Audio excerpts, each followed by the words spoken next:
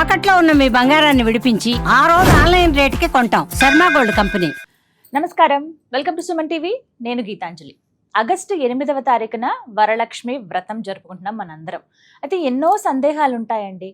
అసలు ఎందుకు అసలు ఈ మాసంలోనే ప్రత్యేకమని ఒకటైతే, ఆల్రెడీ పూజ చేసుకుందాం అనుకున్న వాళ్ళు ఏ ఏ వస్తువులు సిద్ధపరచుకోవాలి, ఏ సమయానికి చేసుకోవాలి, ఎటువంటి నైవేద్యాలు అమ్మవారికి ఖచ్చితంగా సమర్పించాలి, అలాగే ఖచ్చితంగా పూజలో ఉండాల్సిన వస్తువులేంటి, దాంతోపాటుగా మనం కలశం కొంతమందికి ఆనవాయితీ ఉంటుంది. కలశం అసలు ఎప్పుడు పెట్టాలి, ఎలా పెట్టాలి, రంగుల విషయంలో కూడా మనకి సందేహాలు ఉంటాయండి. అంటే అమ్మవారికి ఇష్టమైనటువంటి రంగు ఏది, ఇష్టమైన నైవేద్యం ఏంటి, అలాగే కలశం పెట్టిన తర్వాత ఆ రోజు శుక్రవారమే మనం చేసుకుంటాం కాబట్టి ఆ రోజున కదిపేయొచ్చా కలశం, లేదంటే తర్వాత రోజున కదపాలా, మళ్ళీనేమో పౌర్ణమి వచ్చింది ఆ రోజు కూడా అమ్మవారి రోజు కింద లెక్క. ఇన్ని సందేహాలు ఉన్నాయి. ఎందుకే ఆ కలశాన్ని పైన ఉన్నటువంటి ఆ రవికను ఏమి చేయాలి, అసలు ఇవన్నీ సందేహాలే కదా. వీటన్నిటికీ సంబంధించి ఇవాళ సరైన సమాధానాలు తెలుసుకుందాం. మనకున్నటువంటి సందేహాలను నివృత్తి చేసేందుకు మనతో పాటు ఉన్నారు ప్రముఖ జ్యోతిష్యులు బ్రహ్మశ్రీ నందిభట్ల శ్రీహరి శర్మ గురువు గారు. వారితో మాట్లాడదాం. గురుగారు నమస్కారం అండి. వాగర్థ వివ సంపృక్తౌ వాగర్థ ప్రతిపత్తయే జగతః పితరౌ వందే పార్వతీ పరమేశ్వరౌ. ఆదిత్యాయ చ సోమాయ మంగళాయ బుధాయ చ గురుశుక్ర శనిభ్యశ్చ రాహవే కేతవే నమః. శృంగేరి జగద్గురు పీఠాధిపతులకి, కంచి పీఠాధిపతులకి నమస్కారములు తెలియజేసుకుంటూ కార్యక్రమాన్ని ప్రారంభిద్దాం. గురుగారు, వరలక్ష్మి వ్రతం ఎప్పుడెప్పుడా అనుకుంటున్నాం, ఇంతలోగా వ్రతం వచ్చేసింది సమయం. అయితే ఫస్ట్ సందేహం ఏంటంటే, అసలు ఏంటి విశేషం ఈ మాసంలో ఈ వరలక్ష్మి వ్రతం చేసుకోవటం? అంటే లక్ష్మీ అమ్మవారి ఆరాధన తెలుసు, ప్రత్యేకంగా వ్రతం పరంగా ఎందుకు ఆరాధించాలనేది ముందుగా క్లుప్తంగా తెలియచేయండి. ఈ విశ్వావసనామ సంవత్సరం అనగా ఈ సంవత్సరం వరలక్ష్మి వ్రతం చాలా విశేషాలతో కూడుకున్నటువంటిదిగా మనకు తెలియవస్తుంది. అంటే ఒకవైపు ప్రకృతి పరంగా ఘోర విపత్తుల్ని ఇబ్బందుల్ని మనం చూస్తున్నప్పటికీ కూడా భగవంతుడు కరుణిస్తున్నాడు అనేటువంటి ఉద్దేశానికి సంకేతమే ఆ దేవతల పూజ చేసి ఉపాసన చేసుకునేటువంటి రోజులు ఏవైతే ఉన్నాయో అవి శాస్త్రంలో చెప్పబడినటువంటి విధానంగా చాలా యోగాలతో కూడుకున్నటువంటి విధాలుగా వస్తూ ఉన్నాయి. దానికి చక్కటి ఉదాహరణ ఈ యొక్క వరలక్ష్మి వ్రతం. మనకు చారుమతికి కలలో కనిపించి పౌర్ణమి ముందు వచ్చేటువంటి శుక్రవారం నాడు చేసుకోండమ్మా అని అన్నారు. అంటే సూర్యోదయానికి తిథికి పౌర్ణమి మనకు శనివారం 9వ తారీఖు నాడు వస్తుంది కాబట్టి ముందు రోజు శుక్రవారం అయింది. కాబట్టి అది 3వ శుక్రవారం ఈ సంవత్సరం. కానీ ఇందులో విశేషం ఏంటనంటే అమ్మవారి యొక్క జన్మ నక్షత్రం ఉత్తరాషాఢ నక్షత్రం, స్వామివారిది జన్మ నక్షత్రం వెంట వచ్చేటువంటి శ్రవణ నక్షత్రం. మీకు పార్వతీ పరమేశ్వరులో కూడా పార్వతీ అమ్మవారి జన్మ నక్షత్రం మృగశిర, తదనంతరం వచ్చేటువంటి ఆరుద్ర నక్షత్రం ఈశ్వరుడి నక్షత్రం. అలాగే ఇక్కడ ఉత్తరాషాఢ నక్షత్రం, తర్వాత వచ్చే శ్రవణ నక్షత్రం స్వామివారిది. ఈ ఉత్తరాషాఢ నక్షత్రం శ్రవణ నక్షత్రం రెండూ కలిసినటువంటి రోజుగా ఈ యొక్క వరలక్ష్మి వ్రతం రోజు జరిగేటువంటిది మనం ఈ సంవత్సరం మనం చూస్తున్నాం. చాలా విశేషం అమ్మా. అయితే నాకు ఊహ తెలిసినటువంటి జ్ఞానం వచ్చినప్పటి నుంచి ఈ శుక్రవారము, శ్రవణ నక్షత్రము, వరలక్ష్మి వ్రతము అన్ని కలిసి వచ్చేటువంటిది రోజు మాత్రం ఈ రోజుగా మనం కదండి. అసలు జ్ఞాపకం లేదు నాకు కూడా, అలా వచ్చి ఎప్పుడు రెండో శుక్రవారం నాకు తెలిసింది. దాదాపు ఒక 100-150 సంవత్సరాల పైచిలకు మాత్రమే ఇలాంటిది జరిగి ఉండవచ్చమ్మా. నేను పంచాంగం అంతా తిరిగేశాను, 100 సంవత్సరాల పంచాంగం 1940 నుంచి ఎక్కడ కూడా ఇలాంటి స్థితి కలిగినటువంటి రోజు నాకు కనబడలేదు. కాబట్టి ఇది చాలా విశేషమనే చెప్పవచ్చు. కాబట్టి ఇక్కడ ప్రధానంగా అమ్మవారి జన్మ నక్షత్రం ఉత్తరాషాఢ నక్షత్రం ఉదయం పూట ఉంది, మధ్యాహ్నం 3 తర్వాత శ్రవణ నక్షత్రం వస్తుంది, మధ్యాహ్నం 1 గంట తర్వాత చతుర్దశి వెళ్ళిపోయి పౌర్ణమి తిథి కూడా వస్తుంది.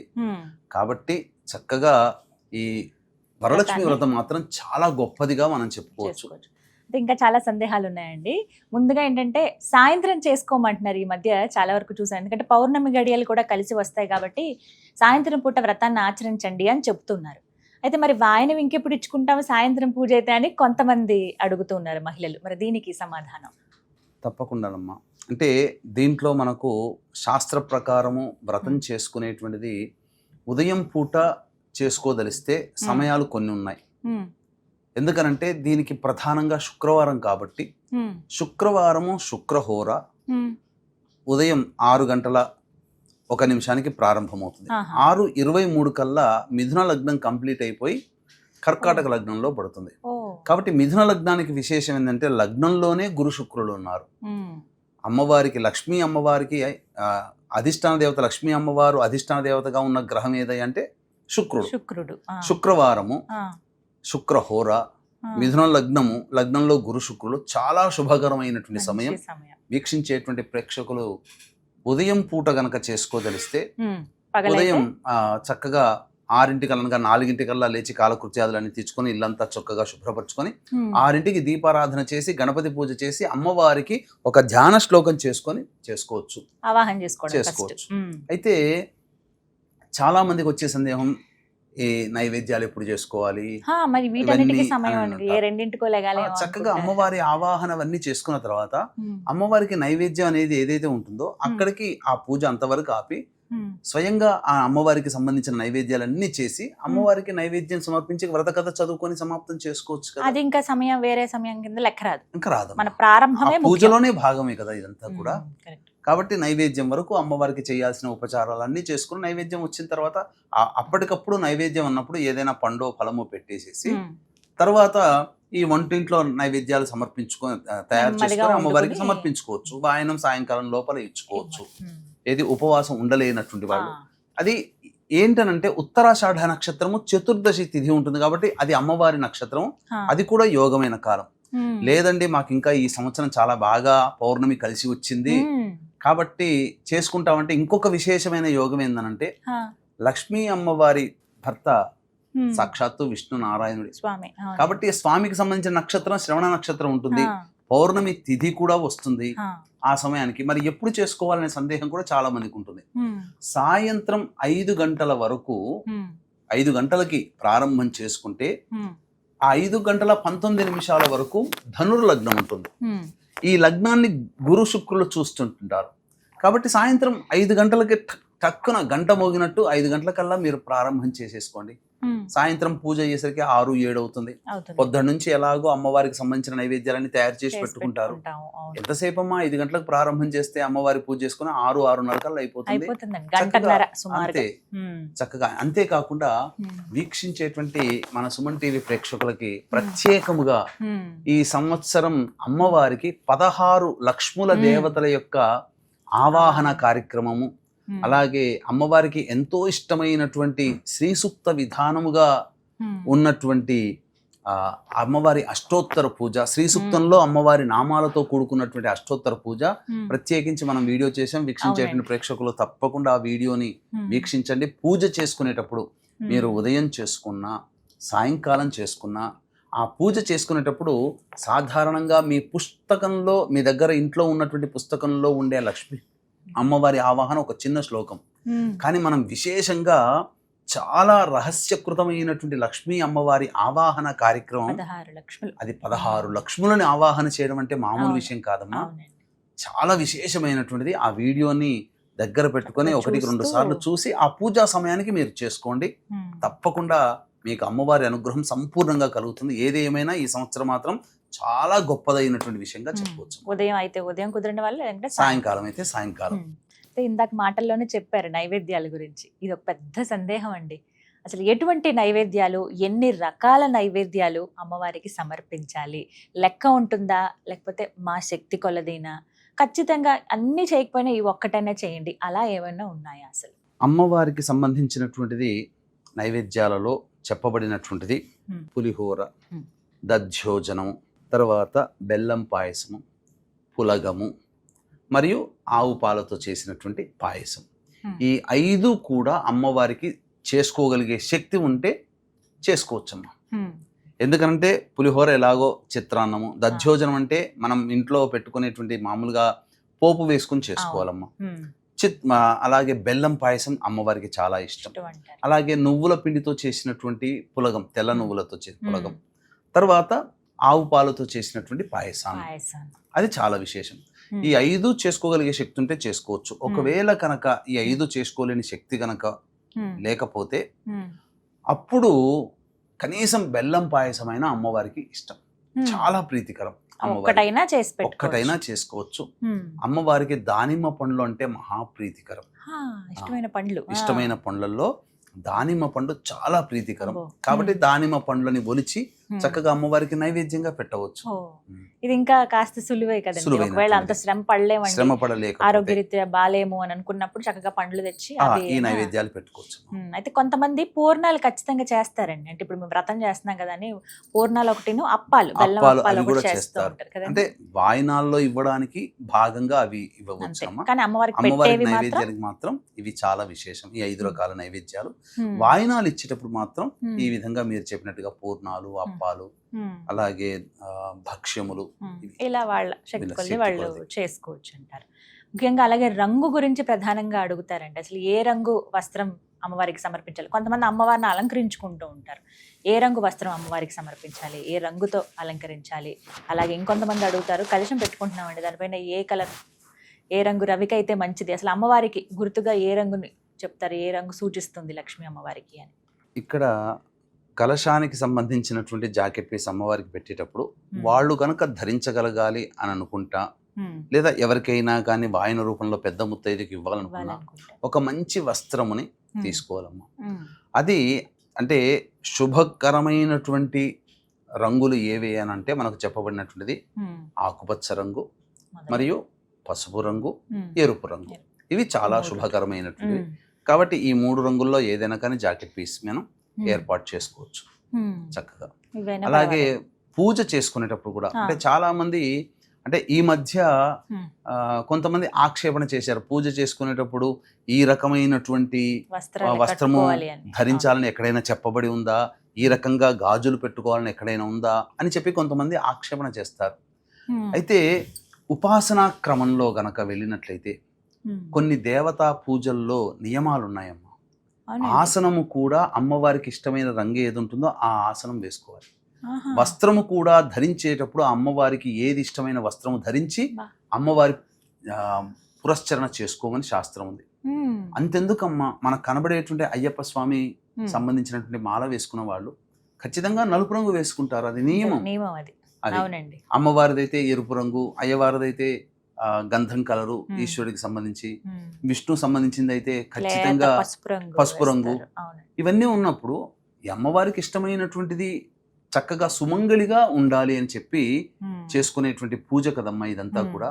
అటువంటి సందర్భంలో చక్కగా మట్టి గాజులు వేసుకోవడం, అలాగే ఈ అలంకరణ విషయంలో ఈ టెంపరీగా దొరికేటువంటి వస్తువులు కాకుండా సహజ సిద్ధమైనటువంటి వాటిని అలంకరణ చేసుకొని చక్కగా ఒక పూర్తి సువాసిని ఎలా అయితే ఉంటుందో అలాగా చక్కగా ధరించుకొని సాక్షాత్తు అమ్మవారికి పూజ చేస్తున్నట్టుగా భావనతో ఉండే ఆ విధంగా ఆ రకంగా చక్కగా అమ్మవారిని ప్రీతికరంగా చక్కటి వస్త్రములు, ఈ రంగు ఇప్పుడు చెప్పబడినటువంటి 3 రంగుల్లో ఏదైనా రంగు వస్త్రమును ధరించి చక్కగా పూజ చేసుకోవచ్చమ్మా.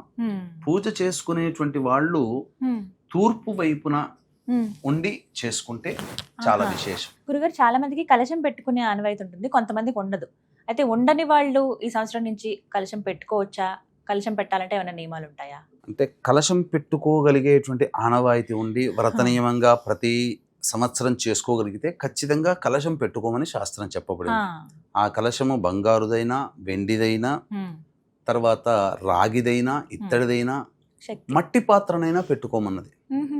అయితే బ్రాహ్మణుని పిలిపించి, అంటే వ్రతం చేసుకున్న తర్వాత కలశం ఏదైతే ఉంటుందో ఆ కలశాన్ని బ్రాహ్మణుడికి దానం చేయమన్నారు.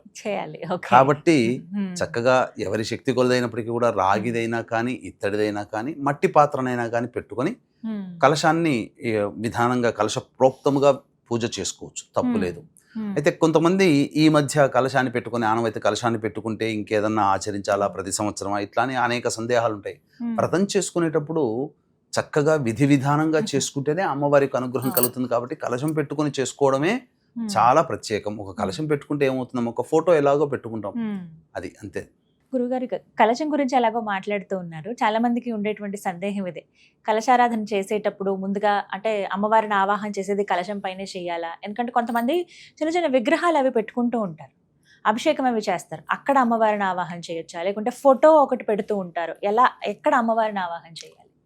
మొదటి నుంచి కూడా మనకు పురాతన కాలం నుంచి కూడా ఈ విగ్రహాలు కానీ ఫోటోలు కానీ లేవు కదమ్మా. ఏ దేవత పూజ చేసినా కలశంలోనే ఆవాహన చేసేవాడు. కాబట్టి ఖచ్చితంగా కలశంలోనే అమ్మవారిని ఆవాహన చేయాలి, అందులో సందేహమే లేదు. కలశంలోనే ఆవాహన చేసి చేసుకుంటే ఆ దైవతానుగ్రహం సంపూర్ణంగా కలుగుతుంది. ఫోటోలో ఎలా ఆవాహన చేస్తాము? కాదు, కలశమే ముఖ్యం. కలశమే ప్రధానం. ఎందుకంటే కలశంలో పూర్ణ ఫలమైనటువంటి నారికేళం పెడతాం కాబట్టి. కరెక్ట్. ఎలా ఆవాహన చేయాలండి? అసలు కలశాన్ని ఎలాగా మనం తయారు చేసుకోవాలి? ముందుగా నీళ్లు పోయాలా, బియ్యమా అని అంటే కొంతమంది ఆచారం ప్రకారం బియ్యం పోస్తారు, కొన్ని చోట్ల శుద్ధమైన జలం పోస్తారు. ఏది చేసినా ఉపయుక్తమే, రెండు కూడా అనుసరణీయమే. చేసుకొని చక్కగా అందులో మామిడి ఆకులు, అవి లేని పక్షంలో రావి ఆకులు, అవి కూడా లేని పక్షంలో మోదుగాకులు, అవి కూడా లేని పక్షంలో తమలపాకులు, ఇవన్నీ దేవతా సంబంధమైనటువంటి దళములు కాబట్టి కనీసము తులసి దళములైనా కానీ పెట్టి చేసుకోవాలి. ఖచ్చితంగా ఆ యొక్క అమ్మవారి పూజలో తులసి దళము కూడా ఉండాలి. ఆ కలశంలో పెట్టి చక్కగా కొబ్బరికాయని పెట్టిన తర్వాత కొబ్బరికాయ మీద జాకెట్ పీస్ పెట్టడం. కొంతమంది కొబ్బరికాయని ఇలా నిలబెడతారు, కొంతమంది కర్ణాటక, మలయాళం ఆ ప్రాంతంలో, తమిళనాడు ప్రాంతంలో కొబ్బరికాయని ఇలా పడుకున్నట్టుగా పెడతారు, దాని మీద జాకెట్ పీస్ పెడతారు. ఎలాగైనా చేసుకోవచ్చు.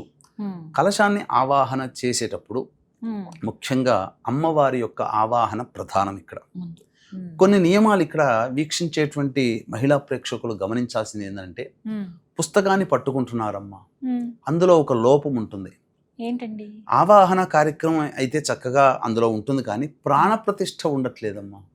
అయ్యో, అదే ముఖ్యం. అంటే అమ్మవారిని పిలిచిన తర్వాత అమ్మవారి యొక్క అంశ ఆ యొక్క కలశంలో రావాలిగా, వస్తుంది, ఆవాహన చేసినప్పుడు వస్తుంది.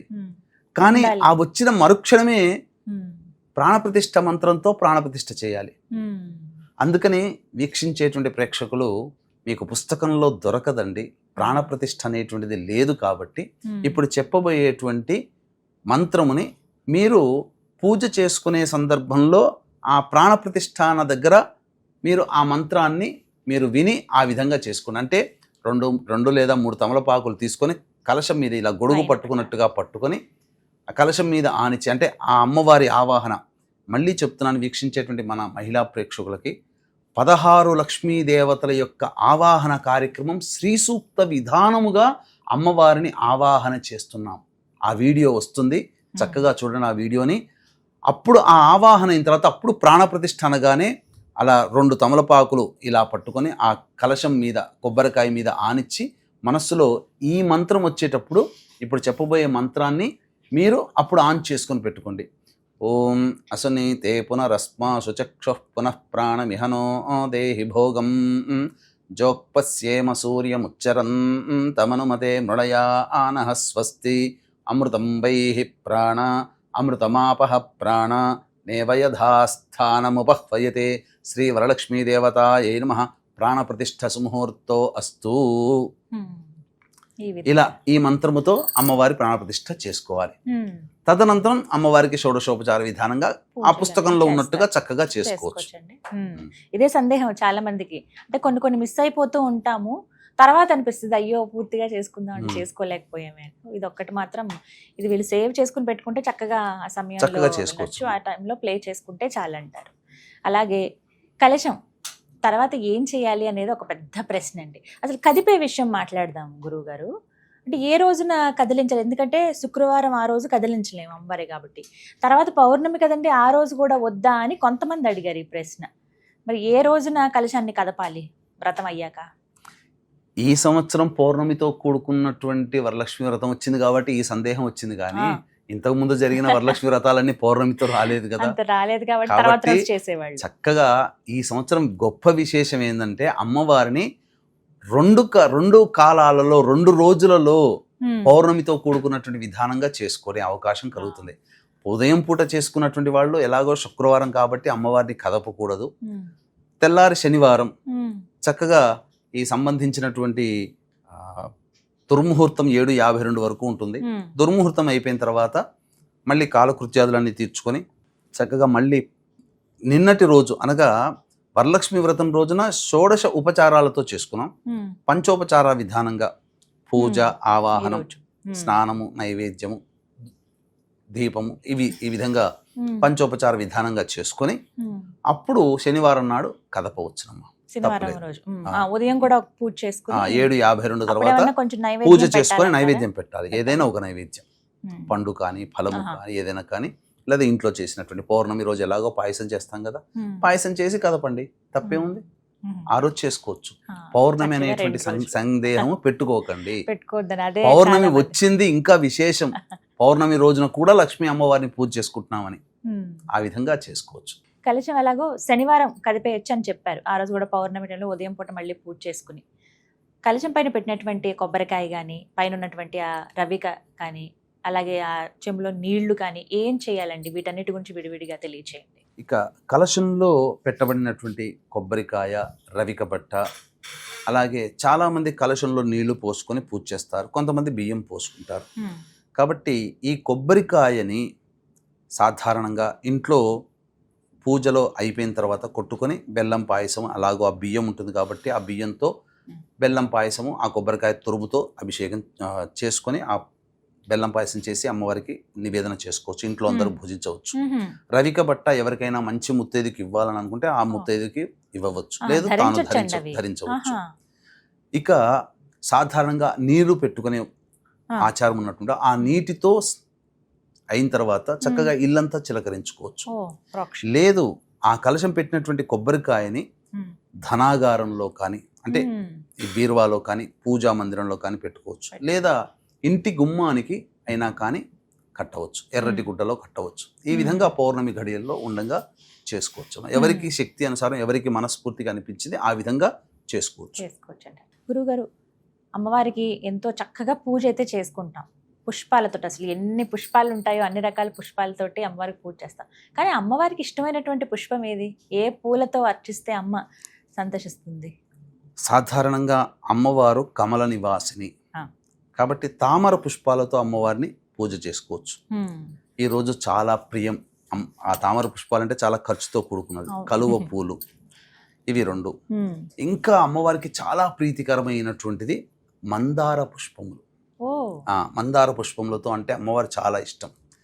కరవీర పుష్పములు అంటే గన్నేరు పుష్పములు, మల్లె పూలతో అమ్మవారికి పూజ చేసుకోవచ్చు, చామంతి పూలతో చేసుకోవచ్చు. కాకపోతే చెయ్యకూడనటువంటి రంగులు ఏవయ్యి అంటే నీలి రంగు, బ్లూ కలర్ పుష్పాలతో అస్సలు శుక్రవారం రోజున వరలక్ష్మి వ్రతంతో చేసుకునే వాళ్ళు అస్సలు పూజ చేయకూడదు. కాబట్టి ఈ విధంగా అందరూ గుర్తుపెట్టుకోవాలి. నీలి రంగు పుష్పాలతో ఎక్కడా కూడా శంఖ పూలు గాని ఉన్నాయని అందరూ అందంగా ఉన్నాయి కదా అని పూజ చేసేస్తూ ఉంటారు. అలా కాకుండా శంఖ పుష్పాలు, అలాగే నీలిరంగు చామంతి, ఇవి మాత్రం పక్కన పెట్టేసి మిగతా ఎక్కువగా మనకి ఇప్పుడు అందుబాటులో ఉండేవంటే మల్లెపూలు, అలాగే పసుపు తెలుపు చామంతులండి, బాగా గులాబీలు గాని. అవును, గులాబీ పుష్పాలు కూడా అమ్మవారికి చాలా ప్రీతి. ఇప్పుడు హైబ్రిడ్ కంటే కూడా సహజంగా ఉండే గులాబీలు ఇంకా బాగుంటాయి. ఇంకా మీరు అన్నట్టుగా పద్మాలు, అవైతే ఇంకా ఇది శక్తి ఉంది అని అనుకుంటే చక్కగా వాటితో కూడా చేసుకోవచ్చు. వీక్షించేటువంటి ప్రేక్షకులకు కూడా గమనిక, ఈ వరలక్ష్మి వ్రతం ప్రతి మహిళ కూడా చక్కగా చేసుకుంటూ ఉంటుంది. కాబట్టి ఈ వరలక్ష్మి వ్రతం అందరూ చేసుకుంటుంటారు. అమ్మవారి అనుగ్రహం ఇంకా విశేషంగా కలిగితే బాగుంటుంది అనుకుంటారు. ఎందుకంటే ఈ వరలక్ష్మి వ్రతం చేసుకోవడం ద్వారా అమ్మవారి యొక్క అనుగ్రహం కలిగితే తప్పకుండా పిల్లలకి విద్య, పెళ్ళిళ్ళు అవుతాయి, దాంపత్య సమస్యలు తొలగిపోతాయి, ఆర్థిక రుణబాధలు తొలగిపోతాయి, ఉద్యోగాలు సంప్రాప్తమవుతాయి. ఇప్పుడంతా కూడా సాఫ్ట్వేర్ రంగం బాగోలేదు. కాబట్టి ఇటువంటి యోగాలు మీకు కలిగించాలనే సదుద్దేశంతో మన పీఠమాధ్వర్యంలో చక్కగా లక్ష్మీ మూలమంత్ర సంపుటిత లక్ష్మీ సూక్త హోమము, అలాగే షోడశ లక్ష్మిలు అనేటువంటి ఆవాహన చేసుకున్నాం కదా, ఆ షోడశ లక్ష్మీ మూలమంత్ర హోమము, అలాగే దశమహావిద్యలలో లక్ష్మీ స్వరూపముగా భావించే కమలాత్మిక హోమము, మరియు మేష, మిథున, కర్కాటక, సింహ, కన్య, వృశ్చిక, ధనుసు, కుంభమీన రాశుల్లో జన్మించినటువంటి వారికి దోష నివారణార్థమై సర్వదోష నివారణ పూజలు, హోమాలు అనేటువంటివి రాత్రి 9 గంటలకు ప్రారంభమవుతాయి. 8వ తారీఖు సాయంత్రం 6 గంటల లోపల గోత్రనామాదులు నమోదు చేసుకోవచ్చు. కేవలం 41 మందికి మాత్రమే అవకాశము. మీరు పూజ చేసుకునే దాంతోపాటు ఈ యొక్క హోమాదుల్లో పాల్గొనడం, గోత్రనామాదులు నమోదు చేసుకోవడం ద్వారా సంపూర్ణమైనటువంటి లక్ష్మీ అనుగ్రహాన్ని పొందుతారని చెప్పడంలో ఏమాత్రం సందేహం లేదు. కాబట్టి అవకాశం ఉన్న వాళ్ళు కార్యక్రమ తదనంతరం కాంటాక్ట్ చేసి పూర్తి వివరాలు తెలుసుకోవచ్చు. ఈ కార్యక్రమంలో నమోదు చేసుకున్నటువంటి వాళ్ళకి అమ్మవారికి ఎంతో ప్రీతికరమైనటువంటి పూజ చేసినటువంటి తామర మాల మీకు ఇవ్వడం జరుగుతుంది. అలాగే కొన్ని పూజ వస్తువులు ఉంటాయండి, ఆ వస్తువులు ఏంటి? ఖచ్చితంగా అమ్మవారి పూజలో పెట్టవలసినటువంటి వస్తువులు ఏంటో తెలియచేస్తారా? అమ్మవారికి సంబంధించి అనేకమైనటువంటి లక్ష్మీ చిహ్నంలో సూచించేటువంటి వస్తువులు కొన్ని ఉన్నాయమ్మా. చిన్న నారికేళం, చిన్నది చిన్నది శ్రీఫలము అని అంటారు. పెద్ద కొబ్బరికాయ ఎలా ఉంటుందో చిన్న కొబ్బరికాయ, ఏకాక్షి నారికేళం, ఒక కన్ను ఉన్నటువంటి నారికేళం, అలాగే గురువింద గింజలు, మరియు గోమతి చక్రాలు ఇవి. తర్వాత అమ్మవారికి ముత్యములు అంటే చాలా ఇష్టం. అందులో లక్ష్మీ ముత్యం అని ఉంటుంటుంది, ఇట్లా గుండ్రంగా ఉంటుంది గోపురంలాగా, అటువంటి వస్తువులు.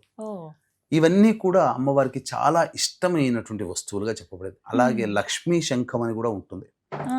అలాగే గవ్వలలో లక్ష్మీ గవ్వలు పసుపు రంగులో ఉంటాయి.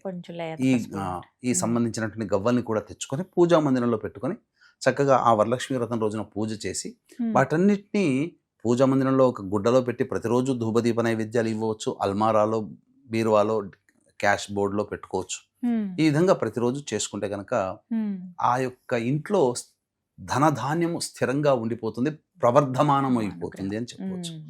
గురుగారు, తోరం కట్టుకుంటారు, ఏ విధంగా ఎన్ని ముడులు వేయాలి, ఎలా ఉండాలి? తోర గ్రంథి పూజ అని ఉంటుంది ప్రత్యేకంగా, ఎప్పుడు చేసుకోవాలి, ఎలా వివరించండి. తోర గ్రంథి పూజ అనేటువంటిది ప్రతి నోము నోచుకునే విధానంలో ఉంటుంది, వ్రతంలో కూడా ఉంటుంది. ఒక్కొక్క వ్రతాన్ని అనుసరించి కొన్ని 11 తోరాలు, 16 ముడులు ఇలా అంటారు. కానీ వరలక్ష్మి వ్రతానికి మాత్రం 9 ముడులే వేయాలి. ఈ 9 ముడులు వేసినప్పుడు ఇక్కడ ఏంటనంటే ముఖ్యంగా ఆ పూజ చేసుకునే మహిళ ఒక నియమాన్ని పాటించాలి. ఏంటి అనంటే ఎంతమంది ముత్తైదును పిలిపిస్తున్నారు, వాళ్ళ సంఖ్యకి తక్కువ కాకుండా. ఒకటి ఖచ్చితంగా అమ్మవారికి పూజ చేసేటప్పుడు తోరగ్రంథి పూజ ఉంటుంది కదమ్మా, ఆ అమ్మవారి కలశానికి కట్టాలి ఫస్ట్ మహిళ. తోరగ్రంథి పూజ చేసిన తర్వాత అమ్మవారికి కూడా ఒక ప్రత్యేకమైన తోరము పెట్టాలి, తను కట్టుకోవడానికి ఉండాలి. 2 పోగా మిగతా ఎంతమంది ముత్తైదులు వస్తారు. అయితే ఇక్కడ ఒక చిన్న విషయం ఏంటంటే తోరగ్రంథి పూజ చేసుకునే సమయానికి సమూహం వచ్చేస్తారు కదా, అప్పుడు వాళ్ళ మనసులో అంటే చేసుకునే వాళ్ళకి ఎంతమంది వస్తే అంతమందికి పెట్టాలనే కోరిక కూడా ఉంటుంది కదా.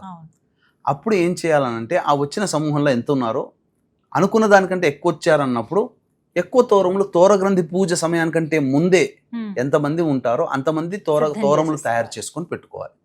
పెట్టుకొని పూజ చేసి వాళ్ళకందరికీ ఇచ్చి శక్తి కొలది వాయనం ఇవ్వండి. అన్ని పెట్టాలని అనేటువంటిది ఏమీ లేదు కాబట్టి వాయనం ఇచ్చేసేసి. ఎన్ని ముడులు ఉండాలండి? 9 ముడులు ఉండాలి. 9 ఎందుకనంటే నవనాడులు, శరీరంలో నవనాడులు ఉంటాయి. అలాగే ఈ సంబంధించినటువంటి నవగ్రంథులు కూడా ఉంటాయి శరీరానికి. అవన్నిటి కూడాను పరిశుద్ధమవుతాయి. అంతేకాకుండా నవగ్రహాల యొక్క అనుగ్రహం అనేటువంటిది సంపూర్ణంగా కలగాలనే ఉద్దేశము. అంతేకాకుండా 9 అనే సంఖ్యతో మన జీవితం అన్ని వేళల్లో ముడిపడి ఉంటుంది కాబట్టి నవనాథులు ఇలా చెప్పుకుంటే 9 అనే సంఖ్యతో మనకు చాలా ముడిపడి ఉంటుంది కాబట్టి ఆ సందర్భంగా 9 ముడులు అనేటువంటివి వేసి చక్కగా. చాలా మంది చేసే తప్పేంటంటే మగవాళ్ళైతే కుడి చెయ్యి, ఆడవాళ్ళైతే ఎడమ చెయ్యి అని చెప్పి సాధారణంగా వాడుకోరు. కానీ ఆ యొక్క తోరగ్రంథి శ్లోకంలో కూడా దక్షిణ హస్తే అని ఉన్నది, అంటే కుడి చేతికే కట్టుకోవాలి. అయితే చాలా మంది చేసే తప్పేందంటే పూజ చేసుకున్నాం కదా, ఇంకా అయిపోయింది, ఇంకా దీంతో మనకేం సంబంధం, పూజ అయిపోయింది, వాయనం ఇచ్చేసేసాం అని అనుకుంటుంటారు. కానీ దాన్ని విడవకూడదు. ఆ రోజంతా కూడా, రాత్రంతా కూడా ఉండాలి. ఆ రోజంతా కూడా స్త్రీలు భూషయనం చేస్తే చాలా విశేషం. ఆ వరలక్ష్మి వ్రతం చేసుకున్నటువంటి రోజున దాంపత్యం అస్సలు పనికిరాదు. తెల్లవారి లేచి ఆ విధంగా పూజ చేసుకొని అమ్మవారి పూజ చేసుకొని అమ్మవారిని కదిపించి తోరం తీసేయవచ్చు, తప్పలేదు. అక్కడ వరకు అది తోరం కూడా చాలా ముఖ్యం కదండి. అంటే అమ్మవారి శక్తి అంతా కూడా అందులో నిక్షిప్తమై ఉంటుంది కాబట్టి 9 ముడులు 9 విధంగా చేసుకోవచ్చు. అలాగే వాయనం అసలు ఎలా ఇవ్వాలి? చిన్నపిల్లలకి, పెళ్లి కాని వాళ్ళకి కూడా వాయనం ఇవ్వచ్చా? అంటే ముత్తైదులకి వాయనం ఇవ్వమని మనకు చెప్పబడి ఉంది కాబట్టి ప్రధానంగా వాయనం ఇచ్చేటువంటి విధానంలో చాలా మంది చేసేటువంటి తప్పేంటంటేనమ్మా, పండు వాయనం ఇస్తారు. వివాహం కాని అమ్మాయిలకి, బాలికలకి పండ్లు ఇస్తారు. ఇచ్చేటప్పుడు తొడిమ మన వైపు ఉండాలి, చివరన అవతల వైపు వాళ్ళకు ఉండాలి. తమలపాకులు కూడా పెట్టే విధానం ఒకటి ఉంటుందమ్మా. ఆ తొడిమలు మన వైపున ఉండాలి, ఈనెలు అటువైపు ఉండాలి, కింద ఇచ్చే వాళ్ళ వైపు తొడిమలు ఉండాలి. అదే విధంగా తొడిమలు కూడా ఉండాలి. పట్టుకొని అందులో ఆ సంబంధించినటువంటి వాయనం ఇచ్చేటువంటి సందర్భంలో చేసుకున్నటువంటి విధంగా పూర్ణాలు కానీ, భక్ష్యములు కానీ, పదార్థాలను అలాగే సుగంధ ద్రవ్యములు అనేటువంటివి ఇవ్వాలి. అంటే జాజికాయ, జాపత్రి, యాలకులు, లవంగాలు, పచ్చ కర్పూరము, ఇవి సుగంధ ద్రవ్యాలు. ఇవి మనం ఎలాగో వక్కలు ఎలాగో ఇస్తాము, అవును. పండ్లు, ఆకు, వక్క, నానబెట్టిన శనగలు, పుష్పం, ఇవన్నీ కూడా ఇవి మామూలుగా ఒక రోజు ఇస్తాం. ముందు నానబెట్టాలి. ఆ, అది ఇంకా ఆ నానబెట్టిన శనగల్లో ఇంకా దానికి ఇంకా జీవం వచ్చినట్టుగా సంబంధించిన మొలకలు గనక వచ్చి ఉంటే ఇంకా విశేషం. ఓ, శుభ్రంగా. అలా. అయితే హైబ్రిడ్ శనగలు పెట్టకూడదు, కొమ్ము శనగలు పెట్టుకోవాలమ్మా. కొమ్ము శనగలు మాత్రమే. వాయినంలో ఇవి ముఖ్యంగా ముఖ్యంగా. గుర్తుపెట్టుకోవాలి. ఇప్పుడు ఆ పిండి వంటలు ఏవి వండలేదు, అంత శక్తి లేదు అనుకుంటే ఆకు, ఒక్క, ఒక పండు పండు. ఏదైనా. ఇప్పుడు వస్త్రం అని కూడా వాళ్ళ శక్తి కొలది శక్తి కొలది ఉంటే అమ్మవారికి జాకెట్ ముక్క, అదే అమ్మవారిగా భావిస్తూ చీర, ఎవరి శక్తి కొలది వాళ్ళది. గాజులు, ఇన్ని ఇవన్నీ 2 లవంగాలు, 2 యాలకులు పెట్టడంలో తప్పులేదు కదా. ముఖ్యంగా ఇవి ఉండాలి.